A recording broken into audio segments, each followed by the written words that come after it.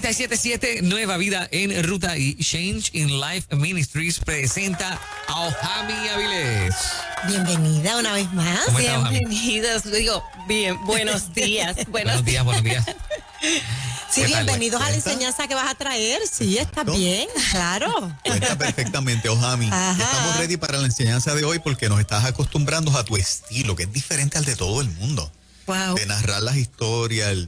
Qué privilegio. Es distinto. Es un privilegio y para mí esto ha sido, yo me siento en casa. Yo se los agradezco tanto. De verdad, yo estoy bien feliz. Esta es tu Qué casa bueno. hace Eso es rato así. ya. Eso es así.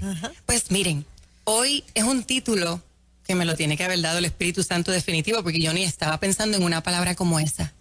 Vamos allá. Los valientes disidentes. Ok. Y yo Los dije valientes disidente. disidentes. ¿Sabes qué? Disidente es contrario, Ajá. opositor. Exacto. Correcto. Y señor, aquí vamos. Miren, Ahora la clasecita. vamos a la clasecita. Estaba así hablando con el Espíritu Santo y me acordó lo siguiente, y es que en estos días especialmente nosotros estamos suplicándole a Dios que nos libre del mal, que nos cuide del COVID, que nos cuide de caer en procesos económicos difíciles. Pero a veces parece que la cosa se vuelve peor mientras más oramos, nuestro entorno se vuelve lo contrario. Y entonces hoy específicamente yo quiero dirigirme a esas personas que les ha caído, como dicen en Puerto Rico, la macacoa, que ha llegado un accidente, que ha llegado una enfermedad, que ha llegado una desgracia, que ha llegado algo que tú dices, pero ¿qué pasó aquí, Señor? Y aún trataste, porque a lo mejor dijiste, déjame tratar de evitarlo, pero llegó como quiera. A esas son las personas que yo me quiero dirigir, porque, by the way, soy parte de ese grupo. Así que aquí vamos. Y uno dice, Señor, pero ¿y ahora cómo yo resuelvo esto? ¿Cómo lo hacemos?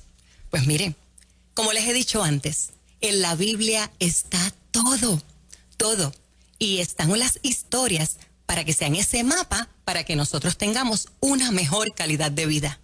Y aquí vamos hoy. Hoy brevemente les voy a hablar de 3 personajes. Hoy no me llevaron a uno, me llevaron a 3. Vamos a ir desde Éxodo, no le voy a decir, vamos a ir desde Éxodo. Muy Así bien. que vamos a empezar por Éxodo. Y vamos a hablar del personaje número 1, Ajá. ¿Quién es el personaje número 1? Moisés. Ok. Pedigrí. El muchacho nació en un pueblo esclavo. Hubo intento de asesinarlo cuando nació. Sí. Fue criado por su mamá, pero lo adoptó la hija del faraón. Así que tuvo que cambiar de que mamá me crió a una edad ya un poquito más madurito, pasar a un palacio, aprender otro idioma, otra cultura y ver cómo se adoraban otros dioses y encima de eso ver cómo maltrataban al pueblo de mi mamá y de mi papá. Primera realidad. Después, ¿qué sucede? Ahí, en un impulso de juventud, él asesina a un egipcio y tiene que salir corriendo como fugitivo de la ley. Sí. Asesino. Pasa un proceso en el desierto, allá se vuelve pastor de ovejas como profesión. Allí se encuentra a Dios y recibe el llamado de dirigir un pueblo de 2 millones de personas. Un pueblo que llevaba 400 años esclavo en Egipto, llorando y sufriendo, y le toca a él ser el líder del pueblo escogido por Dios. No pressure, no pressure. Aquí comenzamos con el pedigrí. Esto está para los que les gusta buscar las historias en Éxodos 13 y 14. ¿Qué sucede? Aquí es que empieza. Dios le dice a Moisés, mira Moisés, ya le dieron salida al pueblo.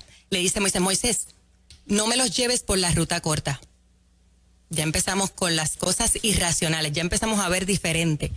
Me los vas a llevar por esta ruta que es más larga. Y Moisés, ¿qué hizo? Vamos a obedecer.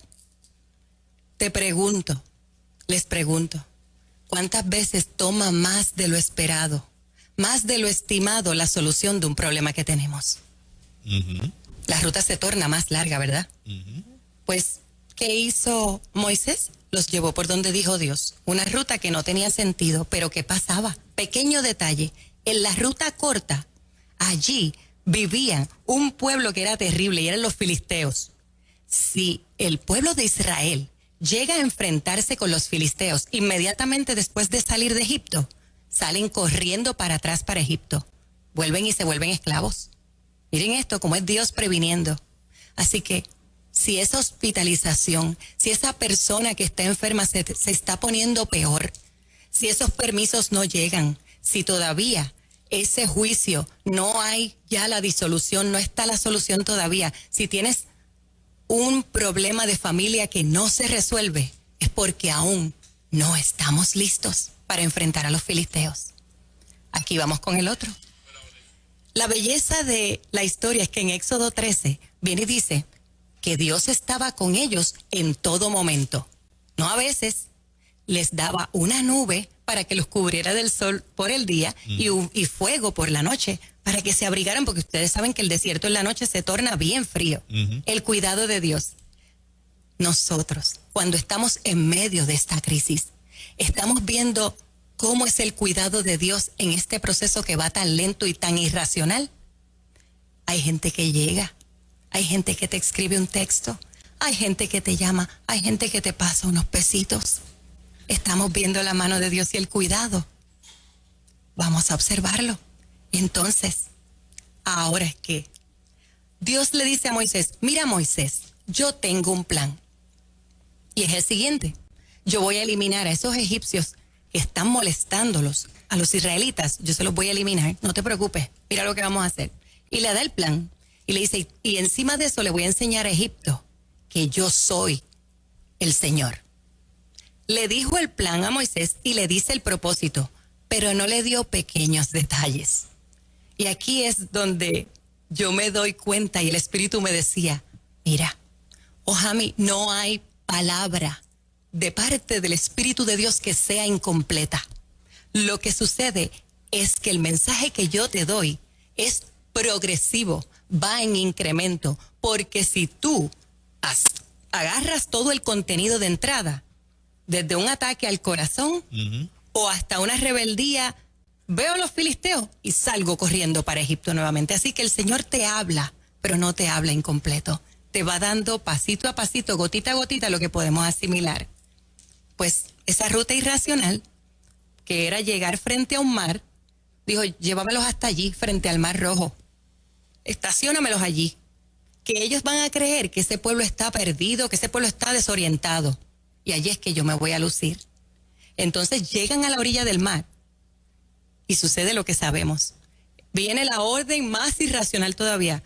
Moisés, extiende la vara, extiende la mano y abre esas aguas en dos, que van a pasar en seco. Pero justo antes de que eso pasara, Moisés está frente a un pueblo rabioso que cuando de momento se percata, tiene detrás a unos egipcios que venían rabiosos, porque cuando el faraón cayó en cuenta, dijo, espérate, ¿qué yo hice? ¿Cómo? Vamos detrás de ellos y vamos a matarlos. Llevaban más de 600 carros a matarlos, descabelladamente. Cuando esa gente se ve frente al mar y ve que lo que vienen es a matarlos, le dice a Moisés hasta del mal que iban a morir. Y Moisés frente a ellos, ¿sí? Moisés frente a ellos los miró y en vez de ponerse en la misma actitud de ellos, exacto, miren qué bello como les dice, no tengan miedo, solo quédense quietos y observen cómo el Señor los rescatará hoy. Esa palabra es para alguna persona que está escuchando este mensaje. No tengas miedo. ¿Saben qué? Esto es ser disidente frente a 2 millones de personas que están diciendo todo lo contrario. Sin embargo, Moisés decidió ir en contra con la palabra de Dios. Amén. Esta historia a mí me encanta porque yo dije, Señor, ese pueblo entero estaba en el modo, vamos a decirle, autocompassion mode, modo de autocompasión, modo de desespero. ¿Cuántas veces nos encontramos con masas que están en ese modo y nos intimidamos? No. Ahora vamos al personaje número 2, Pedigrí, una joven hermosa. Era minoría. Fue una chica que entró a un palacio persa siendo judía. Era huérfana. La había adoptado su primo y entró cuando el rey pidió jóvenes para volverse a casar. ¿Qué probabilidades tenía una judía en medio de todas esas mujeres persas bellas y preciosas? Pues ella fue escogida como una de las favoritas. Pero qué reto le tocó. Cuando Mardoqueo, su primo, le dijo, tienes que ir y representar al pueblo judío frente al rey. Esa mujer se tuvo que presentar frente al rey Jerjes sin pedir cita, sin que le hubiesen pedido cita a ella, porque ustedes saben que el rey tenía que pedir que lo viniera a ver, su escogida. Ella se atrevió, entró por el jardín del palacio. ¿Saben qué? Yo no sé si ustedes se acuerdan, pero ¿cuál era el castigo por tú entrar inesperadamente al patio del palacio del rey? Era sentencia de muerte. No salía. No salías.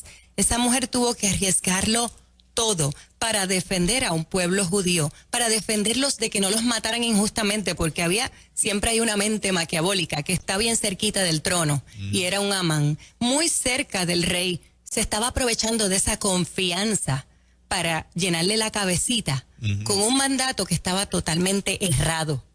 Pero entonces, gracias a ese acto de obediencia de esta mujer judía de Esther, ¿qué sucedió? Se salvaron.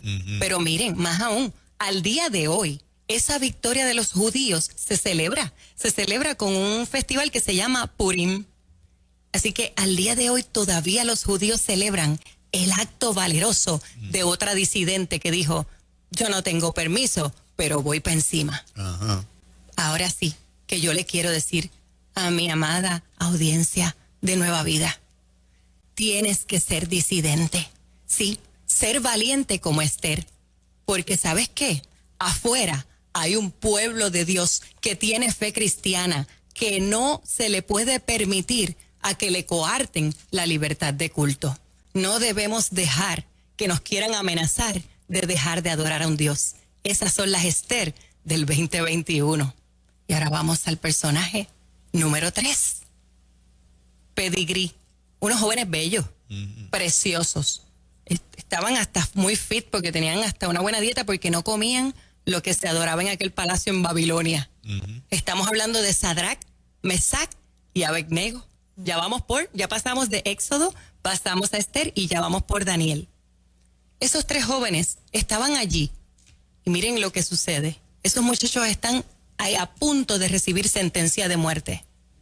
El rey Nabucodonosor estaba pataletero, sí, como yo le digo. ¿Por qué? Porque habían venido unos chismositos a decirle, mira, tú construiste una figura, una estatua de 88 pies de altura para que todo el mundo la adorara, y estos 3 sinvergüenzas no se quieren arrodillar cuando se hace el llamado.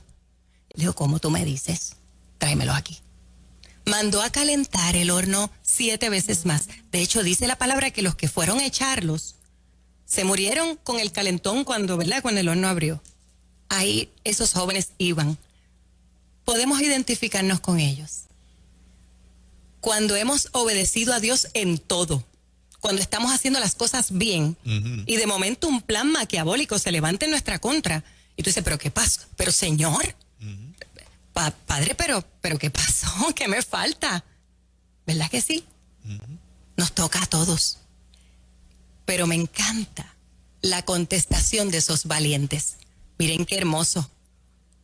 Se lo voy a llevar en versión Biblia, versión Ojami. Oh Nabucodonosor, no necesitamos defendernos delante de usted. Si nos arrojan al horno ardiente, al Dios que le servimos es capaz de salvarnos. Oigan, Él nos rescatará de su poder, su majestad. No se preocupe, tíreme, que Él me va a rescatar. Pero esta es la parte que ahí es que yo quedé en mi wow moment. Miren, y dice, pero aunque no lo hiciera, deseamos dejarle un pequeño detalle claro.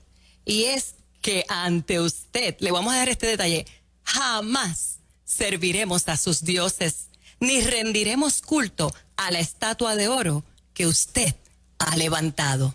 Que te quede claro, que me quedo vivo o me maten, yo no voy a adorar dioses ajenos. Vamos a aplicarlo ahora a nuestros días. Vamos a hacer una oración como si fuéramos Sadrach, Mesac y Abednego. Dios, aunque la realidad que estoy viviendo es que me quedé sin trabajo injustamente, que estoy pasando por una situación muy difícil, puedo perderlo todo, que me he enfermado y no provoqué esta enfermedad, yo me cuidé hasta el final.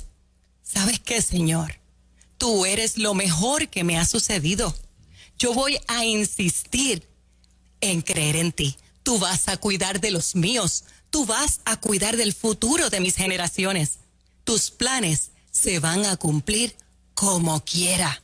No voy a dejar de hacer lo correcto y no dejaré de dar buen ejemplo y voy a continuar valientemente obedeciendo lo que tú me pidas que haga, aunque el mundo piense que soy un disidente. Podría aquí quedarme con ustedes relatando historias de gente valiente.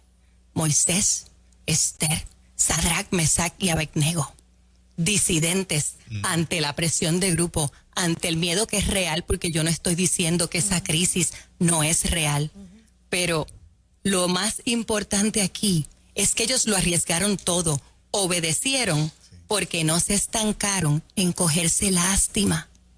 Les dolió, les chocó, salieron lágrimas, pero obedecieron valientemente, convirtiéndose en valientes disidentes. Cuando las situaciones adversas nos lleguen, llega la autocompasión, siempre va a llegar, uno llega, pero Dios mío, ¿por qué me está pasando esto? Muy real, nos duele. Pero les voy a dar un consejo y es lo que el Espíritu me inquietaba. No te quedes mucho tiempo parado en la autocompasión. Cuidado, salte de ese triángulo porque llega un momento en que no hay salida. Yo, como estoy bien gráfica, yo les voy a dar como un ejemplo. Yo recomiendo que utilicemos parquímetros, ¿sí?